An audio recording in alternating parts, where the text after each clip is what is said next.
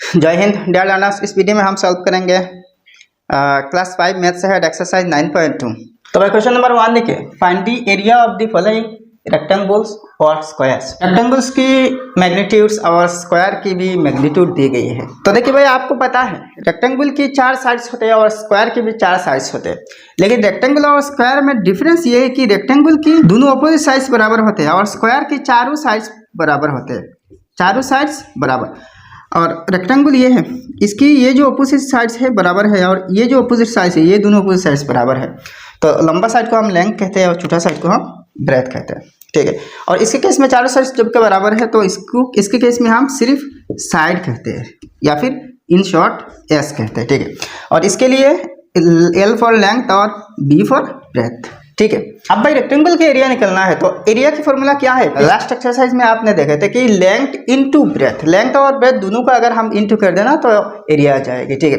और स्क्वायर के केस में क्या है, जबकि इसकी लेंथ और ब्रेथ बराबर है तो लेंथ इनटू ब्रेथ की जगह साइड इनटू साइड है, बस ये डिफरेंस है।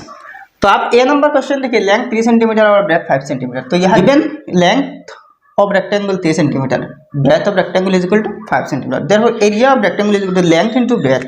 तो is equal to length क्या है 3 सेंटीमीटर है इंटू ब्रेथ 5 सेंटीमीटर है, ठीक है। तो 3 5 15 है, centimetre into centimetre, centimetre square या फिर स्क्वायर सेंटीमीटर, ठीक है। ये जो रेक्टेंगल है ए नंबर का लेंथ 3 सेंटीमीटर और ब्रेथ 5 सेंटीमीटर ना। अच्छा, ब्रेथ को लेंथ भी मान सकते हैं। अच्छा, तो इसकी एरिया 15 स्क्वायर सेंटीमीटर या फिर सेंटीमीटर स्क्वायर है। अब बी नंबर देखिए, लेंथ 3.1 सेंटीमीटर, 3.1 सेंटीमीटर और ब्रेथ क्या है 2.8 सेंटीमीटर, ठीक है। अच्छा, अब एरिया है तो length 3.1 centimetre into breadth 2.8 centimetre, तो इज इक्वल टू दोनों को इंटू कर देना तो 8.68 आएगा, ठीक है। और centimetre into centimetre, centimetre square है। तो ये है बी नंबर की एरिया। अब नेक्स्ट सी नंबर देखिए, साइड 8 सेंटीमीटर, तो सिर्फ एक साइड, तो इसका मतलब क्या है, ये स्क्वायर है। स्क्वायर की लेंथ और ब्रेथ बराबर है तो इसलिए एक साइड दी गई है। तो given side of square is equal to 8 centimetre, therefore area of square is equal to side into side है तो is equal to side 8 centimetre ना, तो 8 सेंटीमीटर इंटू 8 सेंटीमीटर, तो is equal to 8 8 64 centimetre into centimetre, centimetre square, ठीक है। अब भाई बाकी सब की सोल्यूशन यहाँ मैंने पेस्ट कर दूंगा, आप देखिएगा, ठीक है।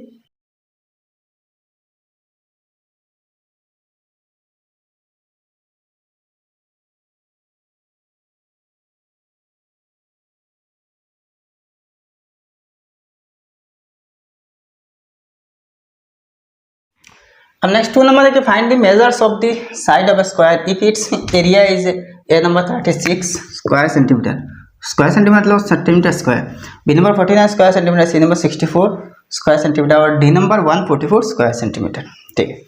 तो अब एरिया दी गई है स्क्वायर की, इसकी साइड निकालना, तो given area of square is equal to 36 centimetre, तो therefore side of square is equal to 36 की एक्चुअली स्क्वायर रूट है, ठीक है, स्क्वायर रूट है, ठीक है। तो स्क्वायर रूट ऐसे लिखते हैं 36 सेंटीमीटर स्क्वायर, तो इज इक्वल टू 36 का स्क्वायर रूट 6 है। देखिए 6 इंटू 6 इज इक्वल टू 36 है, 6 इंटू 6 इज इक्वल टू 36। तो ये जो 6 इंटू 6 मतलब क्या है, 6 का स्क्वायर है, और ये जो 36 है ये परफेक्ट स्क्वायर है और इसकी स्क्वायर रूट इनमें से एक ही 6 है, ठीक है। अच्छा, तो यहाँ 6 है, सेंटीमीटर स्क्वायर की स्क्वायर रूट जस्ट सेंटीमीटर है। तो भाई बी नंबर क्या होगा 49 ना, तो 49 को हम 7 इंटू 7 लिखते हैं, तो इसकी साइड 7 सेंटीमीटर है। सी नंबर देखिए 64 ना, तो 64 को हम 8 इंटू 8 लिखते हैं, तो एक 8 ले लेना तो 8 सेंटीमीटर होगा। डी नंबर देखिए 144 था, तो 144 12 इंटू 12 यानी कि एक 12 ले लेना 12 सेंटीमीटर, यानी कि डी नंबर की जो स्क्वायर है इसकी साइड होगा 12 सेंटीमीटर, ठीक है। यह मैं पेस्ट कर दे रहा हूँ, आप देखिएगा, ठीक है।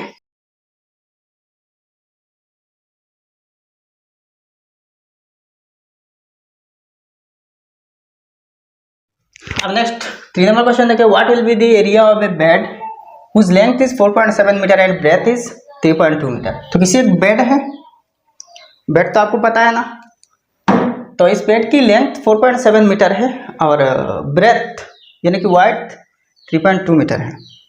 अच्छा, तो इसकी यानी कि इस साइज की बेड की एरिया क्या होगा? तो ये रेक्टेंगल टाइप की लग रहा है क्योंकि लेंथ और ब्रेथ दी गई है, ठीक है। तो लेंथ और ब्रेथ मल्टीप्लाई कर देना। Length of bed is equal to 4.7 metre, breadth of bed is equal to 3.2 metre, therefore area of the bed is equal to 4.7 metre into 3.2 metre, तो is equal to 15.04 metre into metre, metre square है। Simple है, दोनों को into करिए 15.04 मिलेगी। कैसे देखिए, 4.7 है और 3.2 है, तो भाई जैसे नॉर्मली हम मल्टीप्लाई करते हैं ऐसे मल्टीप्लाई करना। फिलहाल ये जो डेसिमल पॉइंट है छोड़ देना। 2 7 jar 14, 4 carry over 1, 2 4 jar 8 plus 1 9 है, एक डिजिट छोड़ देना। 3 7 जार 21, 1 कैरी ओवर 2 है, 3 4 जार 12 प्लस 2 14 है, ठीक है। आप ऐड कर देना 4 9 प्लस 1 10, 0 कैरी ओवर 1 है, तो 4 प्लस 1 5 है, 1 का 1 है। अब देखिए दोनों में एक डेसिमल है, यानी कि एक डेसिमल पॉइंट के बाद एक डिजिट है, तो एक डिजिट यहाँ भी एक डिजिट, तो 2 डिजिट है। तो ये जो प्रोडक्ट है ना, इसमें ऐसी जगह डेसिमल पॉइंट पुट करना ताकि डेसिमल पॉइंट के बाद कुल मिला के 2 डिजिट आए। तो यहाँ पे अगर डेसिमल पॉइंट पुट की जाए ना तो 2 डिजिट आ रहे हैं, तो 15.04 आ रहे हैं। तो इसे ऐसा ही 15.04 मीटर स्क्वायर है, ठीक है। अब नेक्स्ट क्वेश्चन नंबर 4 देखिए। रौनक painted 2 walls of a room. The length and breadth of each wall is 7.5 meter and 4.4 meter respectively. Find the total area of the walls he painted. तो रौनक ने 2 walls paint की। अच्छा, दोनों walls same size के थे, बराबर थे, ठीक है। और एक की लेंथ 7.5 मीटर और ब्रेथ 4.4 मीटर है। रौनक ने कितनी एरिया का वॉल पेंट किया टोटल? तो एक चीज़ देखिए, और एक वॉल तो बराबर है, तो दोनों वॉल्स तो बराबर है। तो लेंथ ऑफ ईच वॉल, और एक वॉल की length 7.5 metre, breadth of each wall is equal to 4.4 metre, therefore area of each wall is equal to 7.5 metre into 4.4 metre. Length और ब्रेथ इंटू करना तो 33 मीटर स्क्वायर आएगा, ठीक है। तो एक वॉल की ये क्या है एरिया, तो दोनों वॉल्स की एरिया निकलना ना, तो टोटल एरिया ऑफ 2 वॉल्स, दोनों वॉल्स की एरिया मतलब 2 से इंटू करना, दोनों वॉल्स तो बराबर है, तो 2 into 33 metre square is equal to 66 metre square. Simple है। अब नेक्स्ट 5 नंबर क्वेश्चन देखिए। Abdul wants to change the tiles of the floor of his room. How many square tiles of side 1 unit will be needed if the length of the room is 25 units and the breadth is 18 unit. तो अब्दुल अपनी room की tiles बदलना चाहता है। तो अपने room की जो डायमेंशन है वो क्या है, लेंथ 25 यूनिट्स है, यहाँ सेंटीमीटर मीटर की जगह यूनिट्स है, और ब्रेथ 18 यूनिट्स है।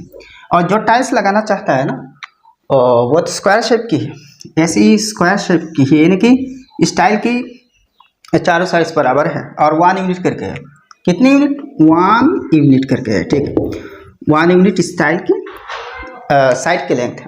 वैसे ही 1 यूनिट के कितनी टाइल्स चाहिए? तो पहले ये जो रूम है इसकी एरिया निकाल लीजिए, कितनी स्क्वायर यूनिट है, ठीक है। तो length of room is equal to 25 units, breadth of room is equal to 18 units, तो therefore area of room is equal to 25 into 18 450 unit square, या फिर स्क्वायर यूनिट भी लिख सकते हैं, SQ यूनिट्स, ठीक है। अच्छा, अब देखिए side of each square tile, और एक स्क्वायर टाइल की साइड यानी कि एज क्या है 1 यूनिट है, therefore area of each square tile is equal to 1 into 1 is equal to 1 unit square या फिर स्क्वायर यूनिट। अब देखिए टोटल जो रूम की एरिया है और एक टाइल्स के एरिया से डिवाइड देने से टोटल नंबर ऑफ टाइल्स आ जाएगी। तो और एक टाइल्स की जो एरिया है 1 यूनिट स्क्वायर है, और टोटल रूम की जो एरिया है ये 450 यूनिट स्क्वायर है। तो 450 को 1 से डिवाइड देना तो वही 450 आएगा। 450 divide by 1 is equal to 450। तो मतलब अब्दुल का जो रूम है इसको टाइलिंग करने के लिए टोटल 450 टाइल्स की ज़रूरत है, ठीक है। तो भाई वीडियो अगर पसंद आया तो एक लाइक करना, और आपके सारे दोस्तों के साथ इस वीडियो को शेयर करना, और आपने अभी तक हमारे चैनल सब्सक्राइब नहीं किया तो सब्सक्राइब करना। तो फिर मिलते हैं नेक्स्ट वीडियो में। जय हिंद, धन्यवाद।